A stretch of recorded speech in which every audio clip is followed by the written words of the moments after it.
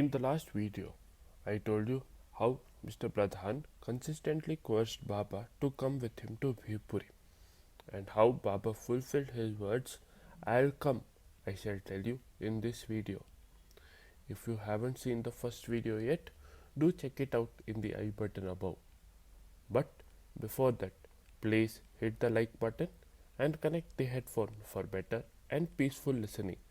And if you are here for the first time, please hit the subscribe button. Pradhan was an extremely stubborn man, and on every subsequent visit, he asked Baba, Baba, you promised me to come to Bhivpuri, so when are you coming? He persisted and pestered Baba to come, but he did this with great deal of faith and devotion. On one of his visits, Baba called Pradhan and gave him a bas relief image of himself and said, Here, take this and keep it in your home. Truly believe that this is me and do not come to Shirdi hereafter. After that, when Pradhan came to Shirdi, Baba said, I am in your home. Do not come to Shirdi again. Go back to Bhivpuri and build a temple and install the bas relief image in it. Perform all festivals there. Do not come back again, for that is your Shirdi. Now leave at once and go home. Thus, Pradhan stopped coming to Shirdi. He built a temple in Bhivpuri near his home. Once at midnight, he heard the temple door open. He and his family went to see what happened, and everyone was surprised to see Baba enter the temple and close the doors. Then at 3 a.m. he saw Baba open the door and he left. Once Pradhan had a crisis in life and it seemed never ending. At that time, Baba gave him a sakshatkar and told him, Don't be afraid, I am here to protect you. The place where Baba gave him sakshatkar, Pradhan considered very sacred, and he built a Tulsi Vrindavan there.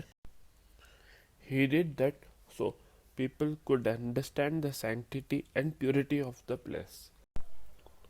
Pradhan had so much faith in Baba that when any poisonous creature would come to his house, he would take it inside the temple and place it in front of Baba and ask him, Why do you send them behind me?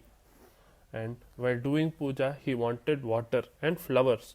And for that also he went and stood in front of Baba and said, Do you like it that I need to go so far and fetch water?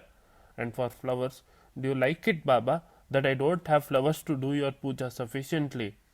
And then, in some time, with the blessings of Baba, he built a well within the temple premises and also a beautiful garden with jai and dewy flowers with what he could decorate Baba sufficiently. He had so many flowers that even if villagers came and plucked them, they would be sufficient for their puja as well as for him. Pradhan lived in the outskirts of the village, and people believed that the area near his house was inhabited by evil spirits.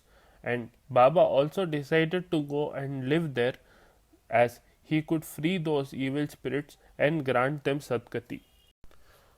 Pradhan passed away in the year 1939 and left the temple management with his son and son-in-law. They planned to expand the temple and had to stop the work due to lack of funds. And then Baba appeared in their dream and asked them, Where is my Dhuni? How can this be a Shirdi without my Dhuni? He said, and then a Dhuni was lit over there by Mr. A.R. Valavalkar, the grandson of Sri Hemad Pant.